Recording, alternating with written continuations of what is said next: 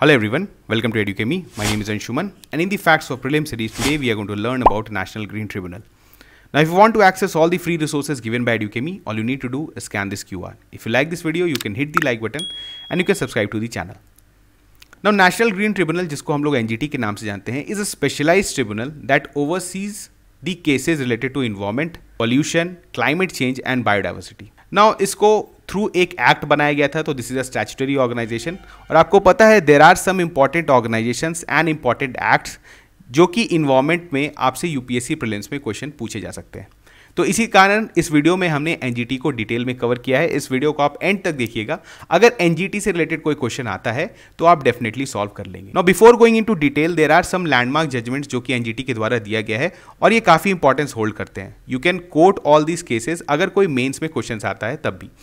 Now in 2012 Almitra H Patel versus Union of India case में NGT ने एक लैंडमार्क जजमेंट दिया। इन्होंने जजमेंट में बोला कि there will be complete prohibition on open burning of waste on lands including landfills. Now this case is regarded as the single biggest landmark case dealing with the issue of solid waste management in India. Now 2013 Uttarakhand flood case में इन्होंने decision दिया था in favour of petitioners और इन्होंने follow किया था principle of polluters पे, जिसके अंडर इन्होंने बोला था अलकनंदा हाइड्रो पावर को लिमिटेड को to compensate to the petitioners. In 2015 NGT ने ऑर्डर किया all the diesel vehicles over 10 year old will not be permitted to ply in Delhi NCR. तो आप देख रहे हैं कि अक्सर न्यूज़ में रहते हैं और जनरली ये प्रो इन्वायरमेंट डिसीजंस देते हैं, तो इसी कारण ये न्यूज़ में रहते हैं और इस पर बेस्ड अगर आपको कोई क्वेश्चन पूछा जाता है मेंस में तो आप इनके जजमेंट्स को कोट कर सकते हैं। नाउ आपको पता है हमारे यहाँ there are different laws related to environment, चाहे वो वाइल्ड लाइफ प्रोटेक्शन एक्ट हो, इन्वायरमेंट प्रोटेक्शन एक्ट हो, बायोडाइवर्सिटी एक्ट हो। तो इन सारे एक्ट्स में बहुत सारे रूल्स हैं, रेगुलेशंस हैं जिसका वायलेशन होते रहता है। नाउ इनसे जो केसेस जो इस पे डिस्प्यूट्स होते थे वो जनरली कहाँ लाई करते थे, हाई कोर्ट में एंड सुप्रीम कोर्ट में। बट यू नो कि हमारे जो जुडिशरी है that is already overburden with a lot of cases. Now Supreme Court का कहना था कि we need a special tribunal जो कि ये सारे इन्वायरमेंट रिलेटेड जो केसेस हैं उनका एक्सपीडियस जो है वो डिस्पोजल कर पाए। पहला रीजन। दूसरा रीजन जो था उनका कहना था कि जो इन्वायरमेंट रिलेटेड केसेस हैं इसमें एक्सपर्ट मेंबर्स का राय बहुत इंपॉर्टेंट हो जाता है, इस फील्ड के एक्सपर्ट का, because environment is a very complex topic, इसमें बहुत सारे एस्पेक्ट्स होते हैं, तो इन्वायरमेंटल एक्सपर्ट्स का भी बहुत जरूरत है इस तरह के केसेस को डिस्पोज करने में। तो गवर्नमेंट ऑफ इंडिया ने इसका संज्ञान लिया और पार्लियामेंट ने जो है नेशनल ग्रीन ट्रिब्यूनल एक्ट 2010 पास किया और इसके अंडर जो है एनजीटी स्टैब्लिश किया जाता है इन 18 अक्टूबर 2010।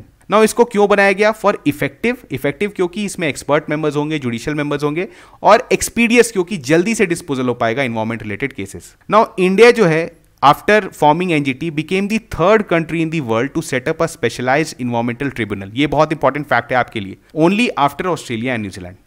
नाउ एनजीटी, आपको पता है कोई भी ट्रिब्यूनल या कोड बनाया जाता है तो it has a place of sitting. Now NGT के पास जो है जो न्यू दिल्ली है is the principal place of sitting. इसके अलावा कहाँ कहाँ है? Bhopal, Pune, Kolkata and Chennai. Now moving forward इसके स्ट्रक्चर की बात करते हैं तो NGT composes of judicial members and expert members, जो इनका नंबर होता है that can range from 10 to 20। इसके अलावा जो इनका सिलेक्शन होता है जुडिशियल मेंबर्स और एक्सपर्ट मेंबर्स का is done by a selection committee that is appointed by the government of India. Now chairperson select किए जाते हैं इसमें, that is appointed by the government of India on the recommendation of chief justice of India. अब जो इसमें judicial members होते हैं वो बेसिकली रिटायर्ड हाई कोर्ट जजेस होते हैं, वहीं एक्सपर्ट मेंबर्स जो हैं वो इन्वायरमेंटल एक्सपर्ट्स होते हैं जिनका एक्सपीरियंस 15 ईयर से अबव होता है इन देयर रेस्पेक्टिव फील्ड्स। अब इंपॉर्टेंट क्या है? They hold office for the term of 5 year and they are not eligible for reappointment. This is a very important fact जिसको आपको ध्यान में रखना है। नाउ मूविंग फॉरवर्ड, अब देखिए किन किन केसेस में जो है इनका जुरिस्डिक्शन है, किन सारे केसेस के अगर डिस्प्यूट होता है तो आप एनजीटी मूव कर सकते हैं। The first act is water prevention and control of pollution act 1974। The second is water prevention and control of pollution cess act 1977। The third is forest conservation act 1980। Fourth is the air prevention and control of pollution act 1981। The fifth is environment protection act, बहुत ही important act है, 1986। Six is the public liability insurance act 1991 and seventh is the biological diversity act 2002। Now यहाँ पर UPSC आपसे question बना सकता है, आपको ये इन सारे एक्ट्स को ऑप्शनल में दे सकता है और बोल सकता है कि आप बताइए किन किन एक्ट्स में जो है वो एनजीटी का जुरिस्डिक्शन होगा। ठीक है, मूविंग फॉरवर्ड, अब देखिए इस ऑर्गेनाइजेशन ने बहुत सारे लैंडमार्क जजमेंट्स दिए हैं बहुत इन्वायरमेंट के फेवर में जो है जजमेंट्स दिए हैं, लेकिन बहुत सारे क्रिटिसिज्म भी किए जाते हैं। Now an appeal against the order decision award of NGT lies to Supreme Court generally within 90 days from the date of communication. Now आप किसी भी NGT के ऑर्डर के अगेंस्ट जो है आप अपील कर सकते हैं सुप्रीम कोर्ट में। तो there are lot of cases that are lying in Supreme Court जिसको बाय मैटर ऑफ अपील गया है। तो अगेन एनजीटी को जो फॉर्म किया गया था जिस पर्पस के लिए, वो कहीं ना कहीं हद तक जो है वो डिफीट होता दिख रहा है, बिकॉज इसके बाद भी जो डिस्पोजल्स कर रहे हैं उसके बाद भी अपील जो है वो सुप्रीम कोर्ट में चला जा रहा है, और अगेन जो है वहां पर आप देख रहे हैं तो केसेस का बर्डन बढ़ता चला जा रहा है। इसके बाद एल चंद्रा केस में जो है सुप्रीम कोर्ट ने ये बोला था कि आप हाई कोर्ट को सरपास नहीं कर सकते हैं, डायरेक्टली सुप्रीम कोर्ट में आप अपील नहीं कर सकते हैं। तो अब क्या हो रहा है कि by the matter of appeal अब सारे केसेस जो हैं वो हाई कोर्ट में भी जा रहे हैं। तो again there are lot of pending cases in High Court and Supreme Court. तो इसको जो है गवर्नमेंट इसको इस डायरेक्शन में उनको कुछ मूव करना पड़ेगा ताकि ये जो पेंडिंग केसेस हैं ये कम हो पाए और जो डिसीजंस हैं, जो एनजीटी का डिसीजंस है, उसी को फाइनल मान लिया जाए। नाउ इसके अलावा कुछ और ड्रॉबैक्स हैं, जैसे कुछ इंपॉर्टेंट एक्ट्स हैं जैसे वाइल्ड लाइफ प्रोटेक्शन एक्ट 1972, ये आपको पता है the scheduled tribes and other traditional forest dwellers recognition of forest rights act, जिसको हम लोग forest right act short form में बोलते हैं। इन एक्ट्स में भी एनजीटी का जुरिस्डिक्शन नहीं है।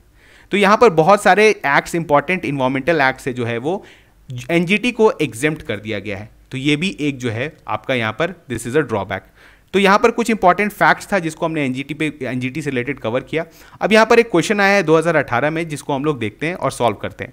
Now how is the national green tribunal different from the central pollution control board, and this question came in 2018। Again this is a very basic question. अगर आपको सीपीसीबी के बारे में पता है और एनजीटी के बारे में पता है तो आप इस क्वेश्चन को सॉल्व कर सकते हैं। नाउ पिछले वीडियो में हमने जब पढ़ा था, जहां पर हमने पॉल्यूशन के बारे में पढ़ा था, तो वहां पर हमने सीपीसीबी के बारे में डिस्कशन किया था।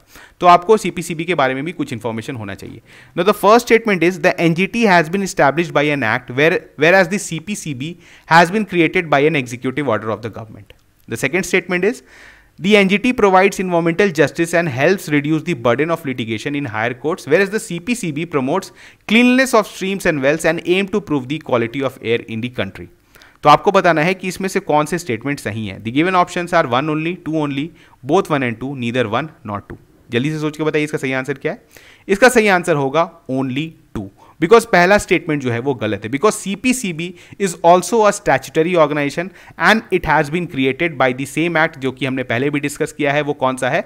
Water prevention and control of pollution act 1974। हमने ये भी बोला था कि later on air prevention and control of pollution act 1981 के अंदर भी उसको पावर दिया गया था, लेकिन it was made under water pollution act. ठीक है, तो यहां पर कुछ इंपॉर्टेंट इंफॉर्मेशन था। इस तरह के क्वेश्चन आपसे पूछे जा सकते हैं और आपको एनजीटी जैसे ऑर्गेनाइजेशंस को डिटेल में कवर करना चाहिए, बिकॉज इन्वायरमेंट का बहुत ज्यादा वेटेज है प्रीलिम्स में, और आपको पता होना चाहिए कि आपका फोकस क्या होना चाहिए। इन सारे एक्ट्स के बारे में आपको डिटेल में पता होना चाहिए। अगर कोई स्टैट्यूटरी ऑर्गेनाइजेशन है तो उसका क्या जुरिस्डिक्शन है ये भी आपको पता होना चाहिए। तो चलिए मिलते हैं नेक्स्ट लेक्चर में, तब तक थैंक यू।